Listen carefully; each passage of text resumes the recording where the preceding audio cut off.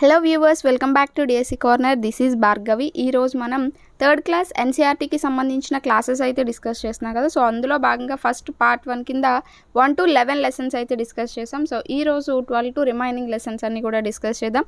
దానికంటే ముందు మీరు ఎవరైనా ఈ ఛానల్ని ఫస్ట్ టైం చూసినట్టయితే సబ్స్క్రైబ్ చేసుకోండి. పక్కన ఒక బెల్ ఐకాన్ ఉంటుంది కదా, దానిపైన క్లిక్ చేయగానే నేను ఏ వీడియో అప్లోడ్ చేసినా అది మీకు వెంటనే నోటిఫికేషన్ కింద అయితే వస్తుంది. సో మీరు ఏ వీడియో కూడా మిస్ కాకుండా అయితే చూసేయచ్చు. ఇంకా లేట్ చేయకుండా వీడియో అయితే స్టార్ట్ చేసేద్దాం. సో 12th లెసన్ వచ్చేసి వర్క్ వీ డూ. ఈ వీడియోస్లో ఏంటంటే మీకు టెక్స్ట్ బుక్లో ఉన్న టాపిక్కి రిలేటెడ్గా కొంచెం ఎక్స్ట్రా టాపిక్ అనేది కూడా యాడ్ చేయడం జరుగుతుంది. సో బిట్ అనేది ఏ విధంగా వచ్చినా కూడా మీరు ఆన్సర్ చేయొచ్చు దీని ద్వారా. అండ్ చూసేస్తే కనుక 12th lesson work we do అంటే ఏ పనులు మనం చేస్తూ ఉంటాం అనేదాన్ని. This chapter is based on different types of work which usually people do in our surroundings. Some of them are. So ఈ లెసన్ దేనికి సంబంధించిందంటే మన చుట్టూ ఉండే ప్రజలు ఏ పనులు చేస్తూ ఉంటారు అనే దాని గురించి సంబంధించింది.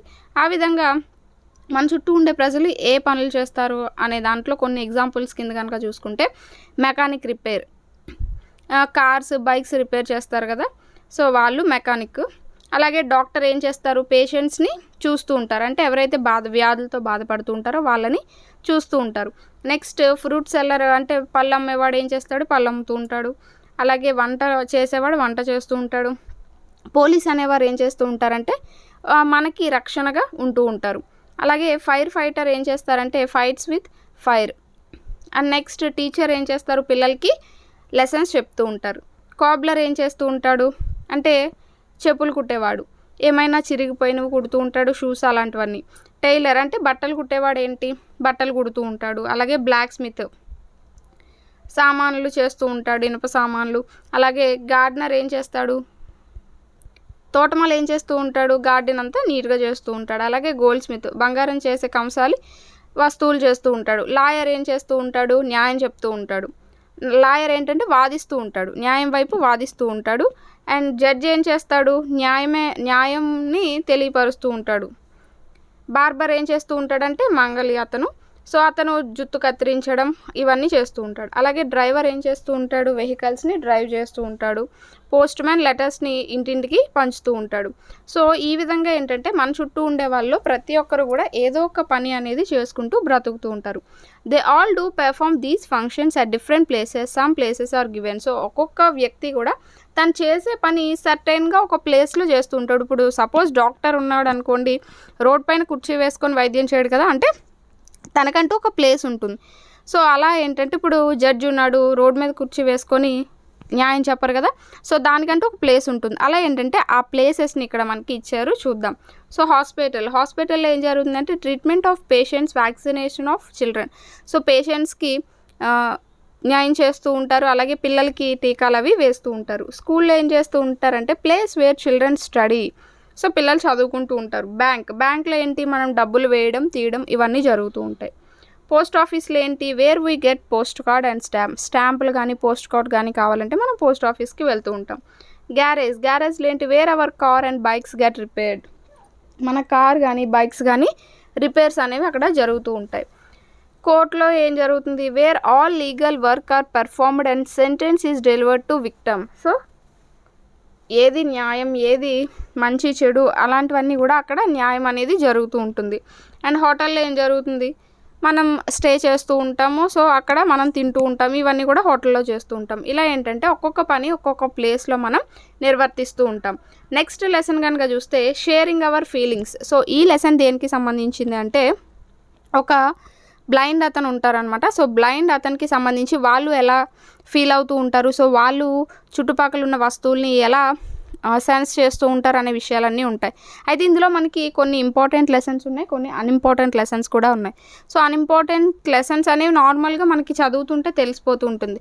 సో ఇందులో మనకి ఇంకా ఇన్ని third class, third, fourth, fifth అంటే ముఖ్యంగా అందులో పెద్ద పెద్ద పర్వాలు ఏమి ఉండవు కదండి చదవడానికి.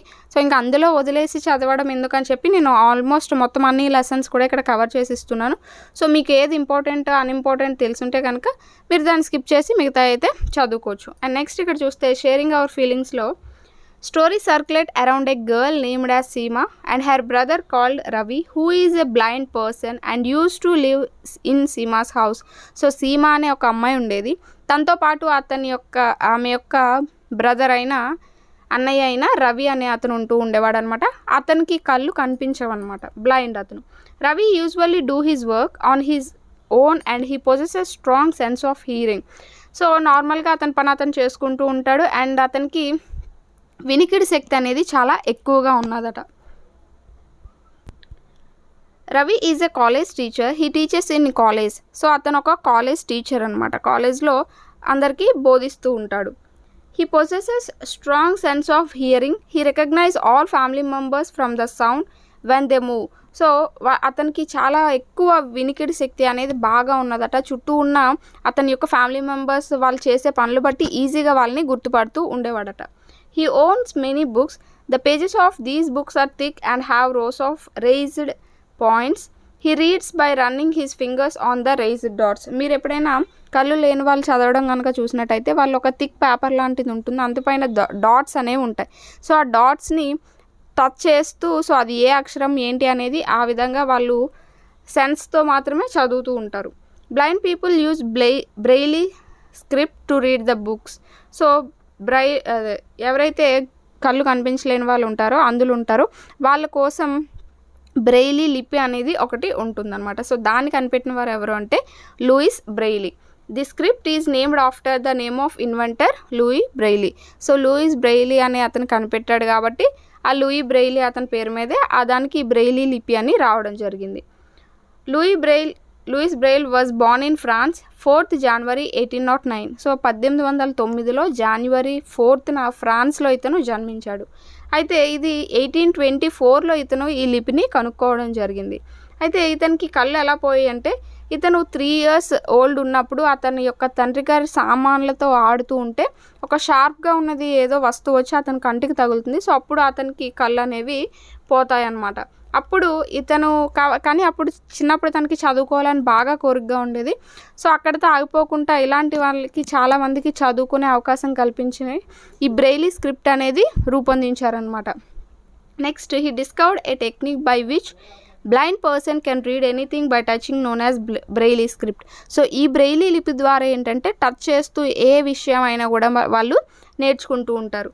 Script is made up of 6 dots and these dots are raised on a thick paper and they can be read by running the fingers on them. So ఈ విధంగా ఇలా 6 dots అనేవి ఉంటాయి అన్నమాట. ఇక్కడ 3 ఈ విధంగా 1 2 3 1 2 3 ఈ విధంగా ఏబిసిడికి అంటే ఏకి ఒక లెటర్ అని, బికి 2 letters ఇలా వాళ్ళకి కొంత లెటర్స్తో ఉంటుందన్నమాట, ఫామ్ అయి ఉంటుంది ఆ స్క్రిప్ట్ అనేది. సో దాని ద్వారా వాళ్ళు చదువుకుంటూ ఉంటారు. ఈ విధంగా ఈ లెసన్లో మనకి బ్రెయిలీ అంటే అందుల కోసం బ్రెయిలీ లిపి అనేది లూయిస్ బ్రెయిలీ రూపొందించారని చెప్పడం జరిగింది.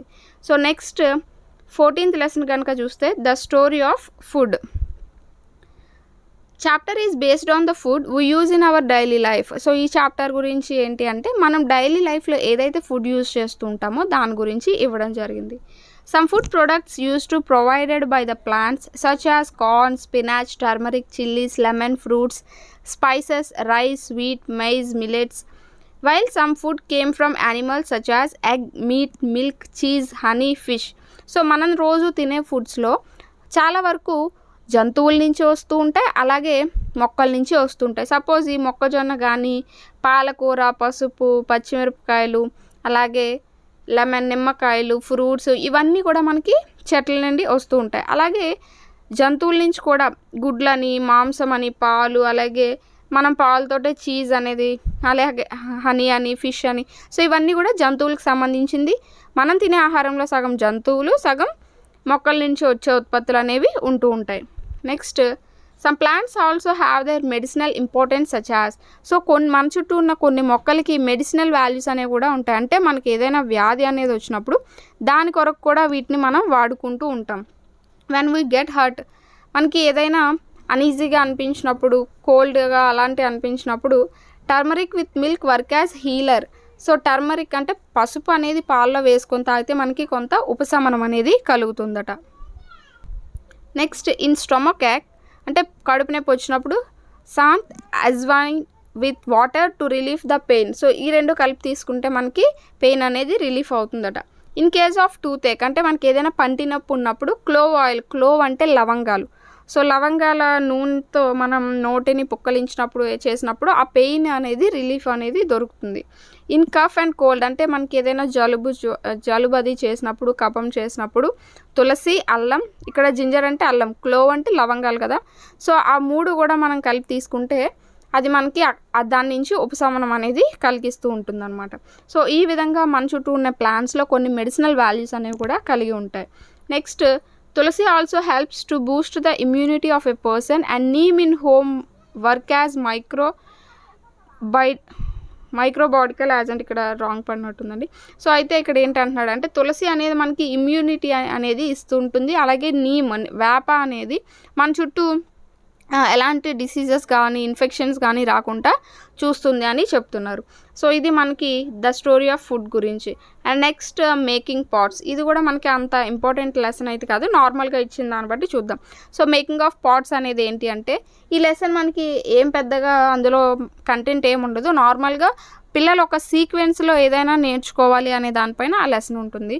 సో నార్మల్గా ఇక్కడ ఇచ్చింది చూస్తే అంటే పాట్స్ అంటే ఏంటి, కుండలు కదా. కుండల గురించి ఇక్కడ మనకు ఒక చిన్న పారా అనేది ఇచ్చారు, అది ఇంపార్టెంట్ చూద్దాం.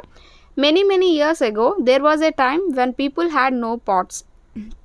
చాలా సంవత్సరాల కిందట జనాలకి అంటే మన చుట్టూ ఉన్న ప్రజలకి ఏంటంటే, పూర్వం నివసించే ప్రజలకి ఈ కుండలు అలాంటివి ఏమీ కూడా లేవట.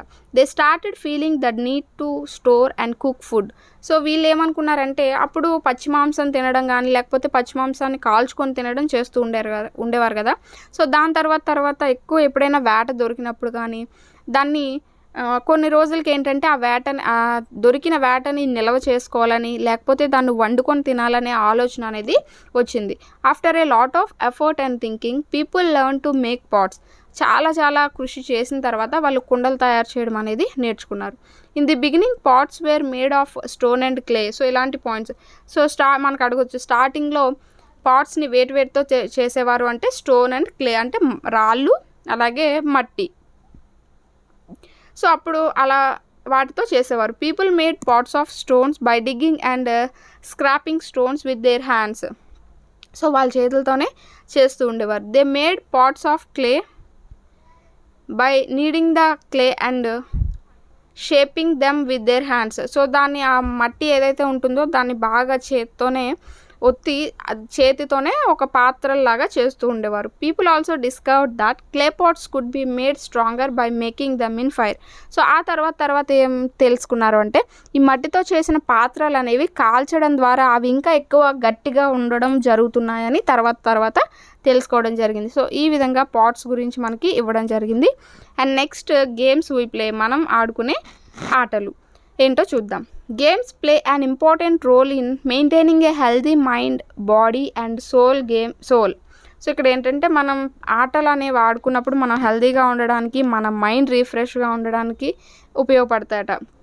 Games give us a lot of exercises informing our body as well as mind. So games అనేవి మన బాడీకి అలాగే మన మైండ్కి కూడా ఎక్సర్సైజ్ లాగా పనిచేస్తూ ఉంటాయి. The improvement of our body and mind keep away diseases. It give us the ability to take defeat well. So మనకి ఎలాంటి వ్యాధులు రాకుండా కాపాడుతాయి అండ్ మనలో ఆ రోగ నిరోధక శక్తి అనేది కూడా పెరుగుతుంది అని చెప్తున్నారు. It is good for both boys and girls to build fine physique. It makes people mentally alert, physically active and strong. Good health and peaceful mind are two most important benefits of the sports. So ఇక్కడ ఏమంటున్నారు అంటే, నార్మల్గా అబ్బాయిలకు కానీ అమ్మాయిలకు కానీ ఈ sports అనేవి ఆడడం వల్ల మన బాడీ పరంగా శారీరకంగా దృఢంగా ఉంటారు అని చెప్తున్నారు. అండ్ ఇదంతా కూడా మనకి ఇంత టాపిక్ అయితే అక్కడ ఉండదు, నార్మల్గా ఉంటుంది స్పోర్ట్స్ గురించి. కాకపోతే మనం దాని గురించి కాస్త ఇంట్రడక్షన్, కొంత ఎక్స్ట్రా మ్యాటర్ అనేది తెలుసుకుంటున్నాం అంతే. It improves the physiological functions of the body, organs and responsibility, regulates whole body functioning. It helps in maintaining the body health and those keeps mind peaceful, sharp and active. With improved concentration, it boosts the body and mind power and energy level. So మనం games ఆడినప్పుడు మనం సైకలాజికల్గా కానీ ఫిజియోలాజికల్గా కానీ స్ట్రాంగ్గా ఉంటాం. మన బాడీలో ఉన్న అన్ని ఫంక్షన్స్ కూడా కరెక్ట్గా జరుగుతాయి. అంటే రక్త ప్రసరణ వ్యవస్థ కానీ అలాంటిదన్నీ కూడా కరెక్ట్గా జరిగి మన బాడీ అనేది హెల్తీగా ఉంటుంది, మన మైండ్ అనేది షార్ప్గా పీస్ఫుల్గా ఉంటుంది అని చెప్తున్నారు. అండ్ నెక్స్ట్ చూస్తే టైప్స్ ఆఫ్ గేమ్స్. మనకి ఎలాంటి గేమ్స్ ఉంటాయంటే 2 టైప్స్ ఆఫ్ గేమ్స్ ఉంటాయి. Indoor games, outdoor games. Indoor games అంటే మనం లోపల 4 గోడల లోపల ఆడుకునేవి. అవుట్డోర్ గేమ్స్ అంటే మనం పెద్ద పెద్ద గ్రౌండ్స్లో ఆడేవి. ఇండోర్ గేమ్స్ అంటే ఏంటో చూద్దాం. Example, indoor games are those games which are played in a room by sitting, and in open games like chess, caroms, playing ludo, table tennis ఇలాంటివన్నీ కూడా మనం నార్మల్గా ఒక ఏవైనా రూమ్స్లో అలా ఉన్న దగ్గర ఆడుకుంటూ ఉంటాం. అవుట్డోర్ గేమ్స్ ఏంటి అంటే క్రికెట్ అని, ఫుట్బాల్ అని, హార్స్ రైడింగ్ ఇవన్నీ కూడా మనం పెద్ద పెద్ద గ్రౌండ్స్లో ఆడుతూ ఉంటాం. సో వీటిని మనం అవుట్డోర్ గేమ్స్ అని అంటూ ఉంటాం. సో నెక్స్ట్ చూస్తే ఇక్కడ మనకి గేమ్, అలాగే దానికి ఎంతమంది ప్లేయర్స్ పడతారు, అలాగే అది ఎక్కడ ఆడతారు, అలాంటివన్నీ కూడా ఇచ్చారనమాట. ఇక్కడ చూస్తే హాప్స్కాచ్ అనేది 4 to 5 మెంబర్స్ అని ఆడతారు, లేదా అంతకన్నా ఎక్కువ మంది ఆడొచ్చు. సో ఇదొక అవుట్డోర్ గేము. సో ఇక్కడ ఆ గేమ్ ఆడడానికి ఏ వస్తువు మనకి అవసరం అవుతుంది అని, సో మార్కర్ అనేది. అలాగే లంగ్డీ ట్యాంగ్ అనేది 4 to 5 ప్లేయర్స్ ఆడతారు, లేదా అంతకన్నా ఎక్కువ మంది ఆడొచ్చు. ఇది కూడా ఒక అవుట్డోర్ గేమే, దీనికి ఎలాంటి అవసరం లేదు. హైడ్ అండ్ సీక్ అంటే తెలుసు కదా, దాగుడు మూతలు. దీన్ని కూడా 4 నుంచి 5 లేదా అంతకుమించి ఎక్కువ ఆడొచ్చు. ఇది ఇన్సైడ్ గేము, మనం లోపల కూడా ఆడుకోవచ్చు. ఏదైనా ఒక ప్లేస్ ఉంటే సరిపోతుంది మనం దాక్కోవడానికి. 7 టైల్స్ అంటే 7 పెంకులు అంటాం కదా, సో అది 5 to 7 ప్లేయర్స్ ఉండొచ్చు, అందుకని ఎక్కువ మంది. ఇది ఒక అవుట్ సైడ్ గేమే. పీసెస్ ఆఫ్ సెరామిక్ అంటే చిన్న టైల్స్ లాంటివి కానీ, లేకపోతే మార్బుల్స్ లాంటివి కానీ పెడుతూ ఉంటారు.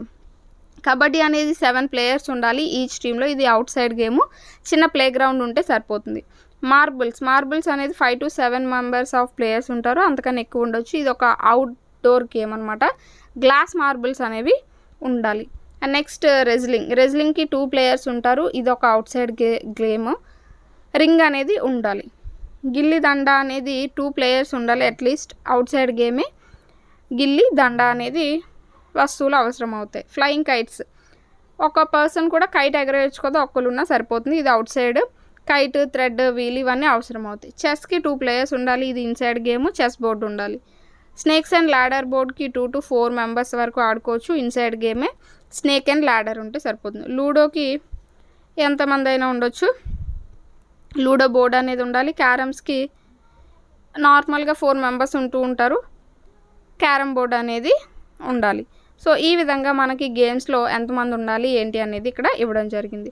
నెక్స్ట్ చూస్తే మనకి some famous sportsmens of India. మన ఇండియాలో ఉన్న కొంతమంది ఫేమస్ స్పోర్ట్స్మెన్స్ ఎవరంటే major Dhyan Chand, Mallika Singh, Sachin Tendulkar, Mahesh Bhupathi and Leander Paes, Sushil Kumar, Sunil Chhetri, Vijender Singh, Pankaj Advani.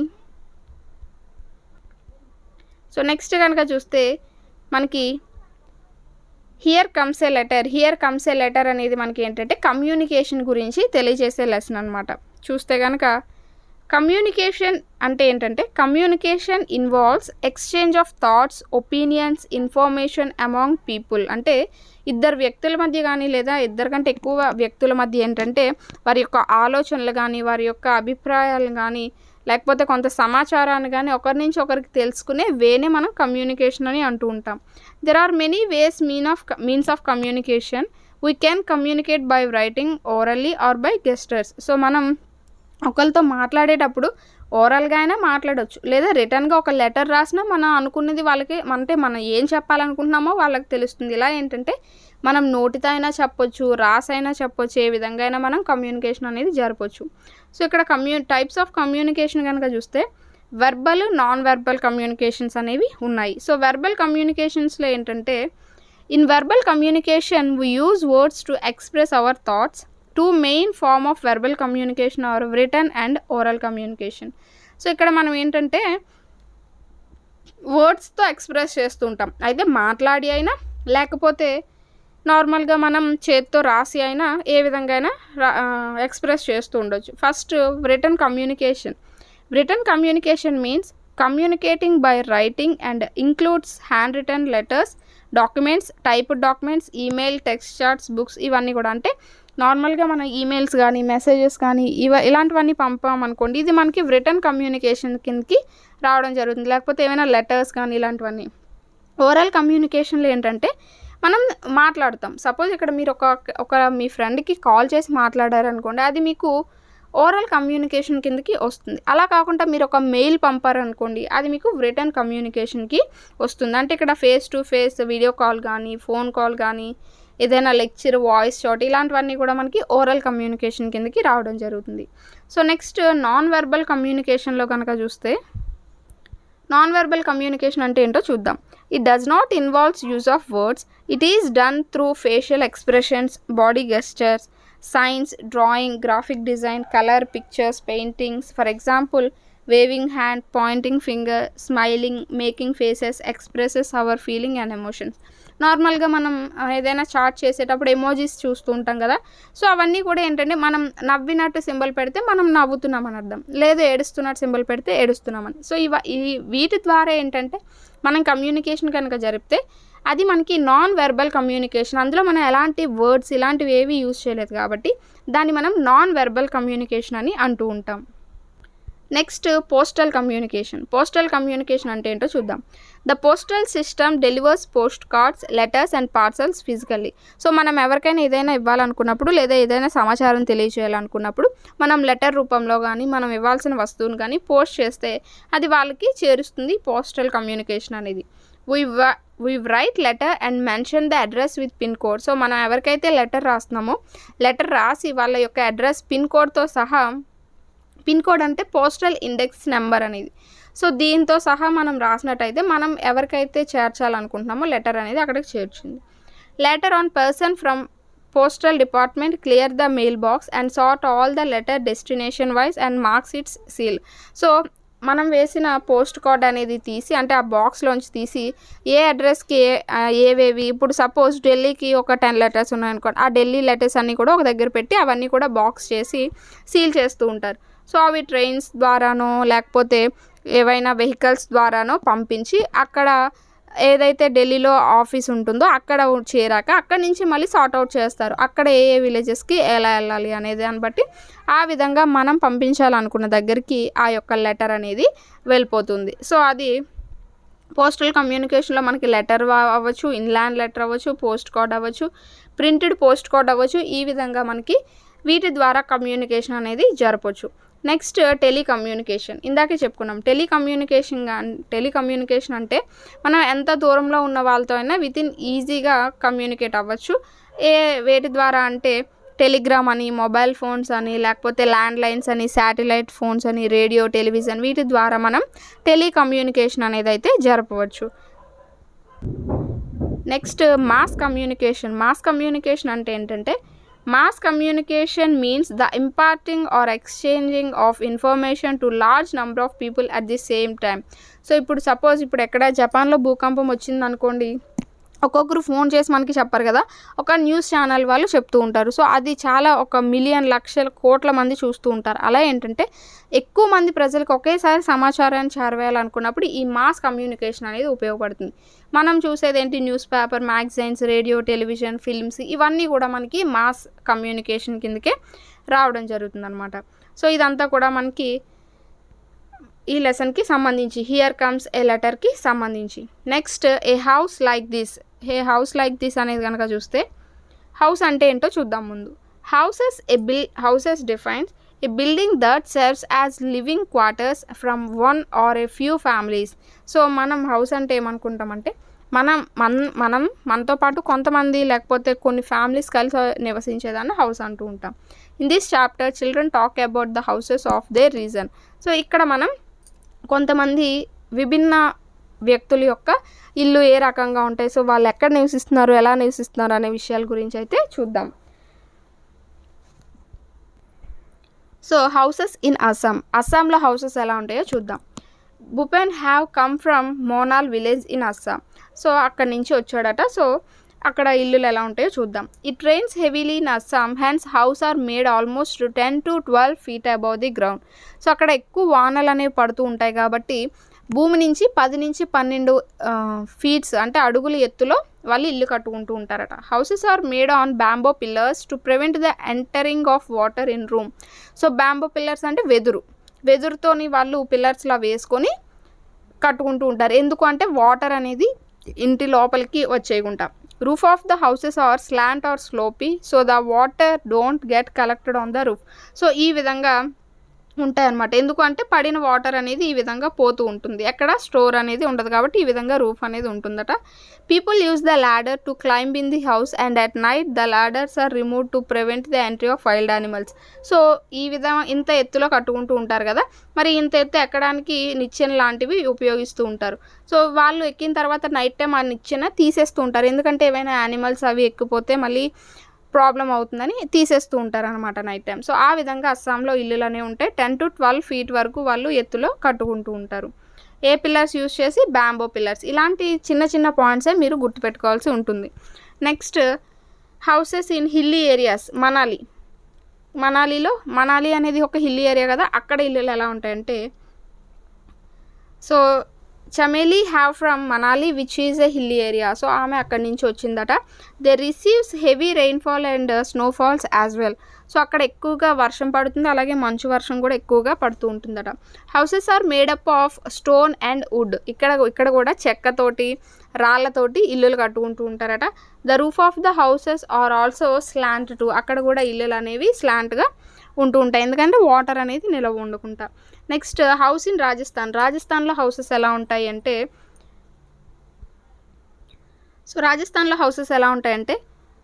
Kanshi Ram come from Rajasthan. అతను రాజస్థాన్ నుంచి వచ్చారట.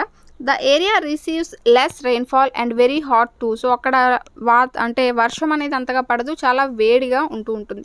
Houses are generally made up of mud and the walls are thick and plastered with mud. So మట్టితోనే గోడలు అవన్నీ కట్టుకొని చుట్టూ మట్టితోనే ఫుల్గా పైన ప్లాస్టింగ్ అది కూడా చేస్తూ ఉంటారట. Roof are made up of thorny bushes. అంటే ఏవైనా పొదలు, గడ్డి ఇలాంటి వాటితోని పైకప్ అనేది ఈ విధంగా వేసుకుంటూ ఉంటారనమాట. And next the floor are mopped with gobar. It prevent the entry of insect in house. So గోబర్తో అంటే పేడతో అలుకుతూ ఉంటారు, ఎందుకంటే ఇన్సెక్ట్స్ అవి రాకుండా ఉపయోగపడుతుందని చెప్పి. నెక్స్ట్ హౌస్ ఇన్ కాశ్మీర్లో హౌసెస్ ఎలా ఉంటాయంటే, in Kashmir people use to live in shikara which is commonly known as house boats. కాశ్మీర్లో ఎక్కువగా హౌస్ బోట్స్లో ప్రజలు నివసిస్తూ ఉంటారట. వాటిని ఏమంటారంటే shikara. So shikara is a type of wooden boat found on dal lake and other water bodies of Srinagar in Kashmir. So కాశ్మీర్లో దాల్ లేక్లోని అలాగే ఏవైతే మిగతా వాటర్ ఉన్న ప్రదేశాలు ఏవైతే ఉన్నాయో శ్రీనగర్లో, అక్కడ అన్నీ కూడా ఈ షికారా అనే ఒక టైప్ ఆఫ్ బోట్ హౌసెస్ని వాడుతూ ఉంటారట. Students saw Char Chinari surrounded by the blue mountains. Char Chinar also sometimes called Char Chinari Rupa Lank or Rupa Lank is an island in Dal lake, Srinagar, Jammu Kashmir. So ఈ రూపాలంక్ అనేది ఒక ఐలాండ్ అనమాట. సో దాన్నే చార్ చినార్ అని కూడా అంటూ ఉంటారు. ఇది ఎక్కడుందంటే దాల్ లేక్, శ్రీనగర్, జమ్మూ కాశ్మీర్లో ఉన్నది. Dal lake includes 3 islands, 2 of which are marked with beautiful Chinar trees. So అక్కడ చినార్ అనేది ఒక టైప్ ఆఫ్ ట్రీ అనమాట. సో ఆ ట్రీస్తో బ్యూటిఫుల్గా 2 ఐలాండ్స్ కూడా నిండి ఉంటాయి అన్నమాట. సో ఇది మనకి హౌసెస్కి సంబంధించి. నెక్స్ట్ కనుక చూస్తే అవర్ ఫ్రెండ్స్ యానిమల్స్. సో ఇందులో మనకి యానిమల్స్ గురించి ఉండడం జరుగుతుంది. Animals are found all over the world. So animals అనేవి మనకి ప్రపంచంలో ప్రతి చోట ఉంటూనే ఉంటాయి. There are different types of animals such as insects, birds, reptiles and mammals. So మామూలుగా చిన్న చిన్న పురుగులు కానీ, పక్షులు కానీ ఇలాంటివన్నీ చాలా టైప్స్ ఉన్నవి ఉంటాయి. They need food, water and shelter for their survival. So మనం ఎలా అయితే బతకడానికి ఒక ఇల్లు, వాటర్, తిండి ఎలా ఉన్నామో, సో వాటికి కూడా ఆహారం అని, నీరని, ఒక నివాసం అని ఉంటుంది. Animals that stay with human beings are called as pets. So మనతో పాటు ఏవైతే జంతువులు ఉంటాయో వాటిని మనం పెట్స్ అని అంటూ ఉంటాం. అంటే పెట్ యానిమల్స్ అంటూ ఉంటారు షార్ట్కట్స్లో pets. Animals staying in forests like lion, tiger, giraffe, elephants, bear are also known as wild animals. So ఏవైతే అడవిలో నివసిస్తూ ఉంటాయో వాటిని మనం వైల్డ్ యానిమల్స్ అని అంటూ ఉంటాం. Animals like cows, hens, sheep which are useful to man kind are known as domestic animals. మానవుడికి ఏవైతే యూజ్ అయ్యే యానిమల్స్ ఉంటాయో వాటిని మనం డొమెస్టిక్ యానిమల్స్ అని అంటూ ఉంటాం. When we look in our surrounding We discover different kind of animals. Animals are found all over the world. They differ in sizes, shapes, color and in kind of places they live in. So మనకి జంతువులు చుట్టూ ఉన్న వాటిల్లో చాలా తేడాలనే ఉంటాయి. అవి ఉండే సైజులో కానీ, షేప్లో కానీ, కలర్స్లో కానీ, అవి ఉండే ప్లేసెస్ ద్వారా కానీ చాలా రకాలనేవి ఉంటాయి. Animals are living beings and need food, water and shelter too. So animals కూడా ఒక లివింగ్ బీయింగ్స్ కిందే చెప్పొచ్చు అనమాట. అయితే ఇక్కడ టైప్స్ ఆఫ్ యానిమల్స్ గురించి అయితే చూద్దాం. సో ఇక్కడ యానిమల్స్ కనుక చూస్తే వైల్డ్ యానిమల్స్ అంటే ఇందాకే చెప్పుకున్నాం కదా, animals that lives in nature, forest. Shelter is not provided by man. అంటే సింపుల్గా చెప్పాలంటే మనం వాటికి మానవుల ద్వారా ఎలాంటి షెల్టర్ అనేది ఇవ్వబడిన వాటినే మనం వైల్డ్ యానిమల్స్ అని అనొచ్చు. And are responsible for getting their own food and water are called wild animals. వాటికి అవే ఫుడ్ సమకూర్చుకోవాలి, వాటర్ అనేవి తీసుకుంటూ ఉండాలి, వాటిని మనం వైల్డ్ యానిమల్స్ అనొచ్చు. Some of the wild animals we can see in zoo. Wild animals are fierce and dangerous. So మనం జూలో వైల్డ్ యానిమల్స్ని చూడొచ్చు, అవి చాలా క్రూరంగా ఉంటూ ఉంటాయి. Lion is called the king of jungle. So అడవికి రారాజు అని ఎవరిని అంటారు? సింహాన్ని అంటూ ఉంటారు. Example includes foxes, deer, lion, bear, giraffe. ఇవన్నీ కూడా వైల్డ్ యానిమల్స్ కింద మనం చెప్పొచ్చు. నెక్స్ట్ డొమెస్టిక్ యానిమల్స్ అంటే those animals that depend on human for its shelter, food, water. ఇప్పుడు మీరు ఒక ఆవుని పెంచుకున్నట్టయితే దానికి అది గడ్డికి మీరు తెచ్చి వేస్తారు, అలాగే ఏదో పెడుతూ ఉంటారు తాగడానికి, ఒక షెల్టర్ అనేది ప్రొవైడ్ చేస్తారు. అలా మానవుని పైన ఆధారపడిన జంతువుల్ని మనం డొమెస్టిక్ యానిమల్స్ అని అనొచ్చు. And general care are called domestic animals. Examples include house cats, dogs, parakeets, a cow, horse, sheep, pig. ఇలాంటివన్నీ కూడా మనం డొమెస్టిక్ యానిమల్స్ కింద చెప్పొచ్చు. Next pet animals are domestic animals that are kept for companionship and amusement. Pet animals includes dog, cat, parrot, myna, etc. So వాటిని మనం ఎలాంటి హింసకి గురిచేయం and ఎలా వాడుకోం, నార్మల్గా వాటిని ముద్దుగా పెంచుకుంటూ ఉంటాం, వాటిని పెట్ యానిమల్స్ అంటారు. నెక్స్ట్ ఫార్మ్ యానిమల్స్ అంటే ఏంటంటే మనం వాటిని ఏదో ఒక ఉపయోగం కోసం పెంచుకుంటూ ఉంటాం. ఇప్పుడు కోళ్ళు కానివ్వండి, మేకలు, గొర్రెలు, ఆవులు, గేదెలు, ఇవన్నీ కూడా మనకి పాలు కోసమో, మాంసం కోసమో, గుడ్ల కోసమో, ఏదో ఒక అవసరం కోసమే కదా పెంచుకుంటున్నాం. సో వాటన్నింటినీ కూడా మనం ఫార్మ్ యానిమల్స్ అని అంటూ ఉంటాం. నెక్స్ట్ చూస్తే ఇక్కడ ఒక నోట్ ఇచ్చారు, whether an animal is domestic or a wild depend on the situation.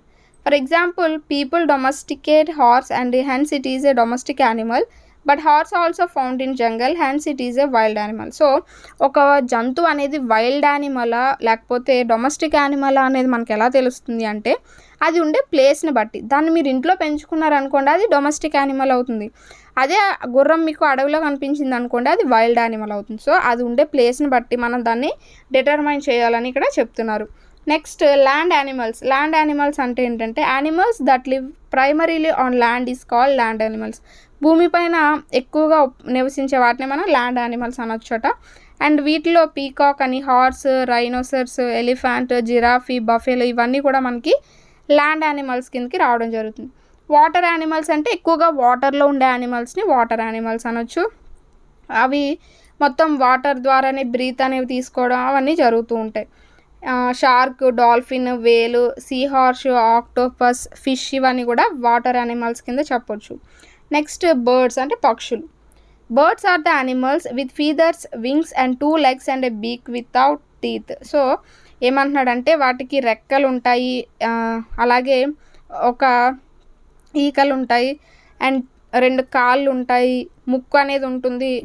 So వాటికి పళ్ళు అనేవి ఉండవు. And insects are the largest group in the animal kingdom. Example includes ladybird, ఇక్కడ చదువుతున్నాం కదా, most of the birds fly but some birds can swim in water also. చాలా వరకు పక్షులు అనేవి ఆకాశంలో ఎగురుతూ ఉంటాయి, కొన్ని నీటిలో ఈత కూడా కొడుతూ ఉంటాయి.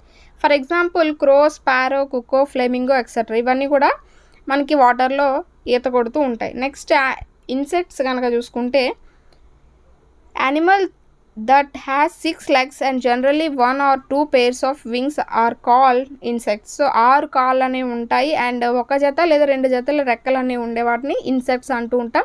సో ఈ జంతువుల ప్రపంచంలోనే ఈ కీటకాలు అనేవి ముఖ్యం అన్నమాట. అతిపెద్ద గుంపు కింద చెప్పొచ్చు. Example includes ladybird, cockroach, housefly, butterfly, grasshopper ఇవన్నీ కూడా మనకి ఇన్సెక్ట్స్ కిందకే రావడం జరుగుతుంది. అయితే how animal are use to us, మనకి ఈ యానిమల్స్ అనేవి ఏ విధంగా ఉపయోగపడతాయి అనేది చూస్తే చాలా రకాలుగా ఉపయోగపడతాయంట. అవేంటి? Many animals such as ox and bullock are use to plough the field. ఎద్దులు, వాటిని మనం వేటికి ఉపయోగిస్తాం? భూమి దున్నడానికి ఉపయోగిస్తూ ఉంటాం. Donkey, camel and many other animals are used to carry loads from one place to other, especially in villages. So విలేజెస్లో ఎక్కువగా బరువులు మోయడానికి ఇప్పటికీ కూడా ఒంటెళ్ళు కానీ గాడిదల్ని ఉపయోగిస్తూ ఉన్నారట. Animals like cows, buffaloes, goats provide us milk. So వీటిని పాల కోసం పెంచుతూ ఉంటారు. We get eggs from hen and duck. వీటిని గుడ్ల కోసం పెంచుతూ ఉంటారు. And next sheep are reared for wool and silk worm for silk. So గొర్రెల్ని మనకి ఊల్ కోసం పెంచుతూ ఉంటారు. Woollen clothes that we wear are made of wool. Clothes are also made of సైల్ఫీల్. సో ఇక్కడ ఏంటంటే వాటి ద్వారానే మనం బట్టలు అనేవి నేసుకుంటూ ఉంటాం కదా. సో ఈ ఊల్ ద్వారా we get honey from the honey bees. Honey bees నుంచి హనీ అనేది వస్తుంది. Animals like dogs guard our houses and are good companion of human beings. So ఏంటంటే మనకి ఒక రక్షణగా ఈ కుక్కలు అనేవి మన ఇంటికి కాపలాగా ఉంటూ ఉంటాయి. Next some animals like vultures, hyenas, crow, ants etcetera help in cleaning the jungle. Hence they are known as scavengers or municipal corporation of forest. So అక్కడ ఉండే చనిపోయిన జీవులను కానీ చెత్త చెదారాన్ని ఇవి తిని అక్కడ పరిశుభ్రంగా ఉంచుతాయి కాబట్టి వీటిని మున్సిపల్ కార్పొరేషన్ ఆఫ్ ఫారెస్ట్ అని అంటూ ఉంటారు. సో ఇవే మనం గుర్తుపెట్టుకోవాల్సి ఉంటుంది. Next drop by drop. So drop by drop అనేది మనకి వాటర్కి సంబంధించింది. చూద్దాం. ఫస్ట్ వాటర్ అంటే ఏంటో చూద్దాం. Nature has gifted us some precious and valuable resources and water is one of them and is our basic need. So మనకి ప్రకృతి ప్రసాదించిన చాలా వాటిలో వాటర్ అనేది ఒకటి. ఇది మనకి చాలా అత్యవసరం అనమాట, అంటే ముఖ్యమైనది, primary. All living beings need water for their survival and to carry out their survival and to carry out their vital life processes. So మనం లైఫ్లో ఏం చేయాలన్నా కూడా మనకి బేసిక్ అయినవి కొన్ని ఉంటాయి. వాటర్ అని, షెల్టర్ అని, ఫుడ్ అని. సో ఈ విధంగా మనకి వాటర్ అనేది మన సర్వైవ్ అవ్వడానికి ఉపయోగపడుతూ ఉంటుంది. Our planet earth has 3/4 of its surface are covered with water and only 1/4 has land masses. అందరికీ తెలిసిందే, మన భూమిలో 3/4 నీరే ఉంటుందన్నమాట. నెక్స్ట్ సోర్సెస్ ఆఫ్ వాటర్ అంటే వాటర్ అనేది మనకి ఎక్కడి నుంచి వస్తుంది? Amongst most of the water, 97% is found in oceans and seas. So 97% అనేది మనకి ఉప్పు నీరుగా సముద్రాల్లోనే ఉన్నది. అది మనకి ఎలాంటి యూజ్ లేదు దానివల్ల. The remaining about 3% is found in rivers, lakes, ponds, streams. మిగతా ఏవైతే 3% ఉన్నదో అది నదులు, చెరువులు, కాలువలు వీటి ద్వారా మనకి అందుతూ ఉన్నదన్నమాట. నెక్స్ట్ ఇంపార్టెన్స్ ఆఫ్ వాటర్ కనుక చూస్తే all plants, animals and human beings need water to stay alive. So బతకడానికి చెట్లకు కానీ, జంతువులకు కానీ, మనుషులకు కానీ వాటర్ అనేది అవసరం. But human beings depend on water more than plants and animals. So plants, మొక్కలు, జంతువుల కంటే మానవులు ఎక్కువగా నీటిపైన ఆధారపడి ఉంటారు. ఇప్పుడు జంతువులు ఉన్నాయనుకోండి, స్నానం చేయు, కానీ మానవులు అలా కాదు కదా. అండ్ తినడం, వాటిని సామాన్లు కడగడం, ఇలా ఏంటంటే ప్రతి ఒక్క నిత్యం చేసే పనిలో కూడా వాటర్ని యూజ్ చేస్తూ ఉంటారు. We need water for the day to day activities such as bathing, cleaning, drinking, washing. ఇప్పుడు చెప్పుకున్నదే. Next water helps in the dispersal of seeds and fruit. So ఏవైనా మొక్కలకు కానీ అవి మొలకెత్తడానికి ఉపయోగపడుతూ ఉంటాయి. It helps needed for irrigation, వ్యవసాయం చేయడానికి. All industries use a large amount of water for cleaning, heating, cooling, generating electricity as a raw material. So వాటర్ని చాలా వరకు కొన్ని ఫ్యాక్టరీస్ కూడా ప్రైమరీ నీడ్ కింద యూజ్ చేస్తూ ఉన్నాయి. Water is used for transport and recreation two. Water has properties of fluidity and solubility. These properties make it useful in the process of digestion, blood circulation and excretion. So ఇవి మనకి డైజెషన్కి ఉపయోగపడతాయి, blood సర్క్యులేషన్కి, ఎక్స్క్రీషన్కి ఈ water అనేది ఉపయోగపడుతూ ఉంటుంది. ఎందుకంటే దానికి ఉన్న ఈ ఫ్లూయిడిటీ, solubility వల్ల మనకి ఏంటంటే వాటర్ అనేది ఉపయోగపడుతూ ఉంటుంది. Water also helps in regulation of our body temperature by the process of sweating. So మన బాడీలో ఉన్న హీట్ అంతటిని కూడా ఈ స్వెట్ రూపంలో బయటకు పంపించేస్తూ మన బాడీ యొక్క టెంపరేచర్ని కంట్రోల్ చేస్తూ ఉంటుందన్నమాట. సో ఇవన్నీ కూడా importance of water. Next scarcity of water, అంటే వాటర్ అనేది, సో వాటర్ యొక్క కొరత అనేది ఏ విధంగా ఉంది ఏంటి అని చూద్దాం. Now the world is heading towards water crisis due to the excessive and uneconomical use of water by the large human population. So water అనేది ఎక్కువ జనాభా అనేది పెరిగిపోవడం వల్ల ఈ వాటర్ యూసేజ్ అనేది కూడా ఎక్కువగా పెరిగిపోతుంది. Human beings waste tons of water while brushing teeth, bathing, washing clothes, vehicles and utensils etcetera. So మానవ నిత్యం చేసే పనుల్లో వాడాల్సిన నీటి కంటే ఎక్కువగా వేస్ట్ చేస్తూ ఉన్నారు. Over use of water has led to A decrease in the supply of water available for human use.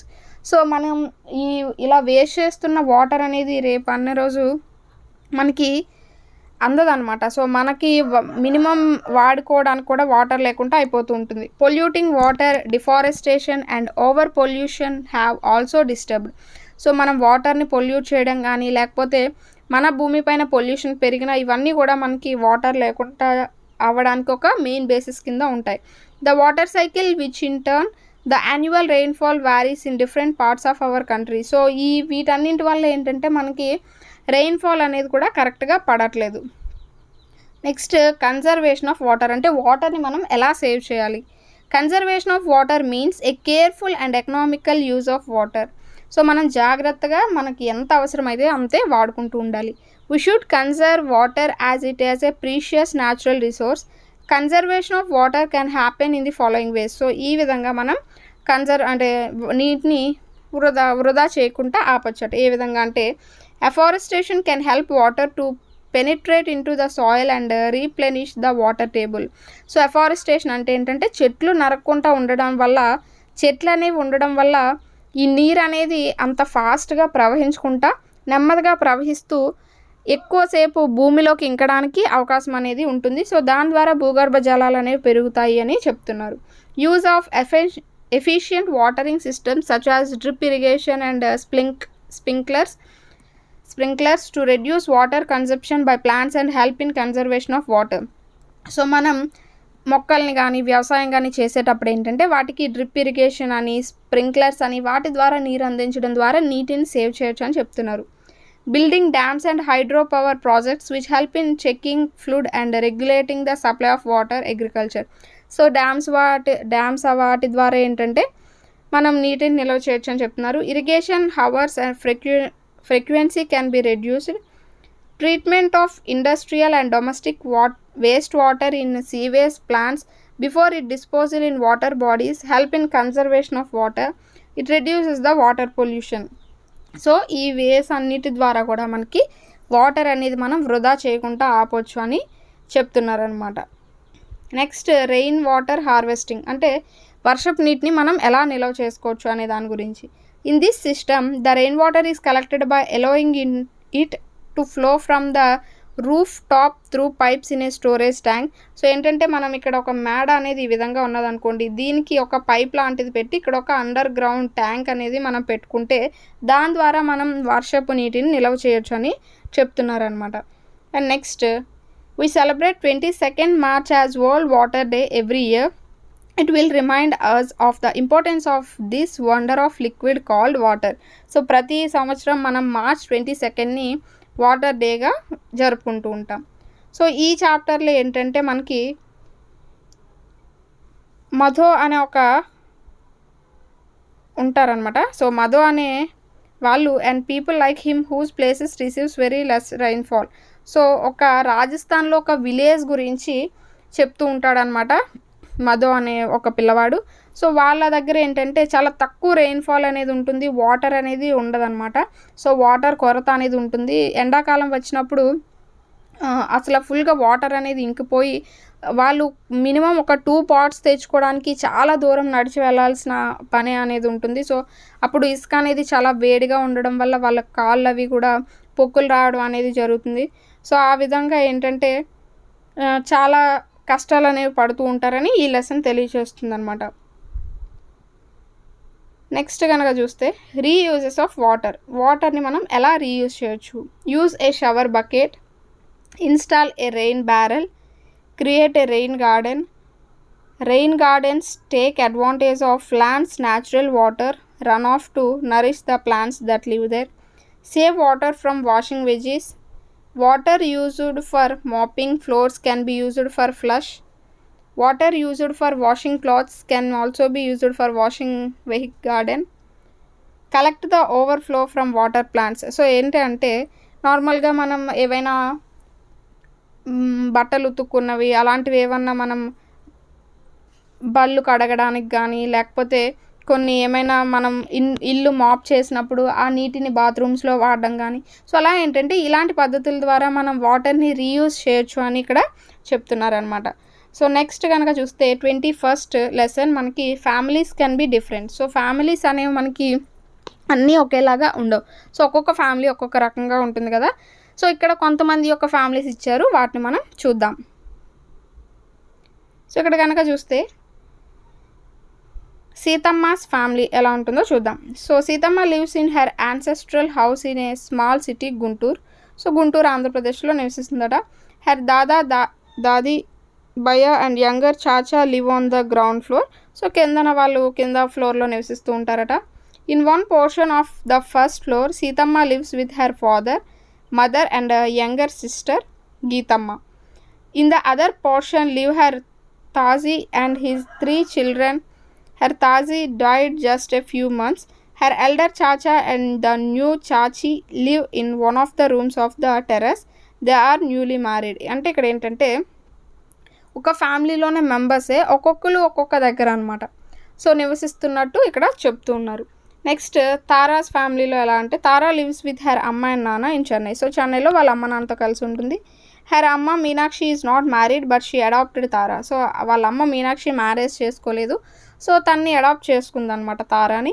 When Meenakshi goes to office and Tara returns from school her nana takes care of her. So Meenakshi ఆఫీస్కి వెళ్తూ ఉంటుంది. So తారా school నుంచి వచ్చేసరికి వాళ్ళ నాన్నే తనకి care తీసుకోవడం, food అనేది పెట్టడం, వర్క్స్ చేయించడం ఇవన్నీ చేస్తూ ఉంటారనమాట. During vacations Tara, mausa and their children are also come to their house. So వాళ్ళ చుట్టాలందరూ కూడా వస్తూ ఉంటారంట వెకేషన్స్లో. Next Sara and Habib family ఏంటంటే సారా హబీబ్ ఒక గవర్నమెంట్ ఆఫీస్లో క్లర్క్ అనమాట. అలాగే సారా ఒక టీచర్. సో వాళ్ళ పిల్లవాడే in evening both of them use to watch TV with Habib's father. So వాళ్ళందరూ కలిసి టీవీ చూస్తూ ఉంటారు సాయంత్రం పూట. On holidays the neighbours children come to their house and create a lot of fun. So ఏదైనా function అంటే హాలిడేస్ అది వచ్చినప్పుడు చుట్టుపక్కల ఉన్న పిల్లలు వచ్చి చాలా సరదాగా గడుపుతూ ఉంటారట. Everybody enjoys together. They play games, go out and times go for place and movies. So మూవీస్కి వెళ్తూ ఉంటారు, ఆడుకుంటారు, టైం బాగా స్పెండ్ చేస్తూ ఉంటారు. Next Totaram family. Totaram lives with his father, uncle and cousin in a colony in Mumbai. So ముంబైలో కాలనీలో నివసిస్తూ ఉన్నాడట. His father and uncle work here. So అక్కడ వర్క్ చేస్తూ ఉన్నారట. Everybody does the household work together. Food cooked by Totaram's chacha is liked by ever Mumbai. Totaram's father does the shopping. A part of the money earned is sent to Totaram's dada in the village. Totaram mother, dadi, chachi, younger brothers and sisters lives in their parental house in village. So వాళ్ళందరూ విలేజ్లో నివసిస్తున్నారు, వీళ్ళు మాత్రం work purpose మీద వచ్చి ముంబైలో నివసిస్తున్నారు. So ఇక్కడ ఏంటంటే మనకి డిఫరెన్స్ ఆఫ్ ఫ్యామిలీస్ అనమాట. సో కొంతమంది చిన్న ఫ్యామిలీస్, కొంతమంది వాళ్ళ ఫ్యామిలీని వదిలి ఎక్కడో నివసించిన వాళ్ళు, సో ఒకే ఫ్యామిలీలో వేరువేరుగా నివసిస్తున్న వాళ్ళు, ఇలా మనకి డిఫరెంట్ టైప్స్ ఆఫ్ ఫ్యామిలీస్ గురించి ఇక్కడ ఇవ్వడం జరిగింది. And next Krishna Kaveri family. Krishna and Kaveri live with their father. So వాళ్ళ ఫాదర్ దగ్గర ఉంటూ ఉంటారు. In the morning Krishna leaves Kaveri at school and goes to college. So వాళ్ళు కాలేజ్కి స్కూల్కి వెళ్తూ ఉంటారనమాట. Kaveri returns in afternoon and wait for Krishna, then they eat together. So వాళ్ళిద్దరూ వచ్చిన తర్వాత ఒకరి కోసం ఒకరు వెయిట్ చేసి తింటూ ఉంటారు. Kaveri goes out to play after doing her school work. On returning she either plays carroms with her brother or watches television. So వచ్చిన తర్వాత ఆడుకోవడమో లేకపోతే టీవీ చూడడము ఇలాంటివి చేస్తూ ఉంటారు. When father returns home they cook food and then eat together. So వాళ్ళ father వచ్చిన తర్వాత వండుకొని తింటూ ఉంటారు. During vacations Kaveri goes to stay with her mother. Krishna also stays there for a few days but he likes to stay in his own house. All his things and his father are here. So Krishna వాళ్ళ తండ్రి దగ్గర ఉండడానికి ఇష్టపడితే కావేరి తన అమ్మ దగ్గర ఉండడానికి ఇష్టపడుతున్నారు. సో ఇలా ఏంటంటే డిఫరెంట్ టైప్స్ ఆఫ్ ఫ్యామిలీస్ అనేవి ఉండడం జరుగుతాయి. Next left right. So left right అనేది మనకి మ్యాప్ పాయింటింగ్ స్కిల్స్ గురించి ఈ లెసన్ అనమాట. This chapter is based on the mapping skills of the students. చూస్తే కనుక what is map? Lines of latitude and longitude on a map which determine absolute location of any given point on the earth surface and area on a map, usually a chart or table which explains any of symbols. So latitudes longitudes సహాయంతో ఒక ఖచ్చితమైన ప్లేస్ని తెలియజేసే దాన్ని మనం map అని అంటూ ఉంటామని చెప్తున్నారు. In this chapter the author wants us to help the girl named Ruchira to figure out the symbol and to map her road to her school from her home using a colored pencil. The author also wants the children for understanding the knowledge of direction as well. So ఇక్కడ ఏంటంటే ఒక school నుంచి తన ఇంటి నుంచి స్కూల్కి ఒక map అనేది గీయమన్నారట. సో ఏంటంటే పిల్లవాళ్ళకి ఒక డైరెక్షన్స్ అనే అంటే ఈస్ట్ ఏది, వెస్ట్ ఏది, నార్త్ ఏది, సౌత్ ఏది, ఈ విధంగా ఒక డైరెక్షన్ గురించి స్టార్టింగ్ పరిచయం చేస్తారు 3rd క్లాస్ కాబట్టి. And next 23rd lesson a beautiful cloth. So clothes గురించి తెలియచేసేది. Sajida sister gave her a very beautiful dupatta. So Sajida వాళ్ళ అక్కో చెల్లో ఒక మంచి దుప్పట్టా అనేది ఇచ్చారట. The dupatta had beautiful embroidery and small mirrors stuck on it. So మంచిగా ఎంబ్రాయిడరీ చేసి ఉంది, అలాగే మిర్రర్స్ అనేవి కూడా అంటించబడి ఉన్నాయట. After finishing dinner Sajida tried to wear the dupatta in different ways. Soon she got tried playing with the dupatta and fell asleep wearing it. So అలా try చేస్తూ అది కప్పుకొని పడుకుని పోతుంది. She was thinking about the dupatta even in her dream. So తను పడుకున్న తన కల్లో కూడా అదే ఆడుతూ ఉన్నదట. So fibre to fabric. So fibre to fabric అనేది ఏ విధంగా జరుగుతుంది? Material which is available in the form of thin and continuous standard is called fibre. These fibres are use to make different types of clothes. So fibre అనేది నార్మల్గా ఒక మనకి ముడి సరుకు లాంటిది అనమాట. దీన్ని యూజ్ చేసుకొని మనం క్లాత్స్ అవి తయారు చేస్తాం కదా, దాన్ని మనం ఫ్యాబ్రిక్ అని అంటూ ఉంటాం.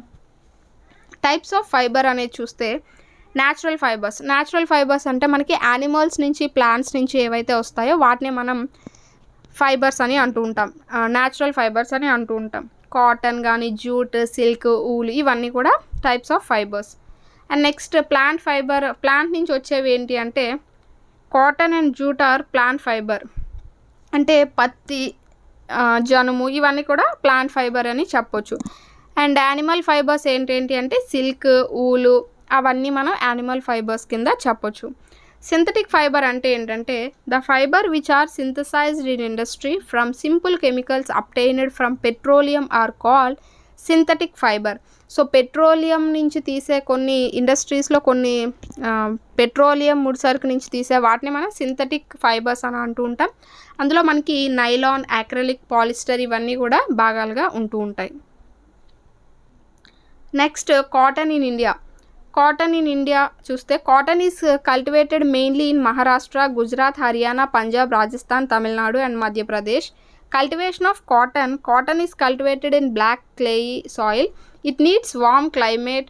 Uses of cotton is mostly used for making cloths of various kinds, towels, bed sheets, curtains, sarees. So cotton అనేది మనకి ఎక్కువగా మహారాష్ట్ర, గుజరాత్, హర్యానా, పంజాబ్, రాజస్థాన్, తమిళనాడు, మధ్యప్రదేశ్లో పండిస్తూ ఉంటారు. సో ఈ కాటన్ అంటే పత్తి పండించడానికి మనకి నల్ల నేలలు అనేవి అవసరం అవుతాయి. అలాగే క్లైమేట్ అనేది కొంచెం చల్లగా ఉండాలి. అంటే కొంచెం చల్లగా కాదు వేడిగా కాదు ఉండాలి. అండ్ నెక్స్ట్ మనకి కాటన్ అనేది దేనికి యూజ్ చేస్తారంటే టవల్స్కి, బెడ్షీట్స్కి, కర్టన్స్, శారీస్ వీటికి యూజ్ చేస్తూ ఉంటారు. అలాగే జూట్ అంటే మనకి జనుము. సో ఈ జనుము మొక్కల నుంచి జ్యూట్ అనేది వస్తుంది. It is cultivated in rainy season. మనకి వర్షాకాలంలో ఎక్కువగా పండిస్తూ ఉంటారట.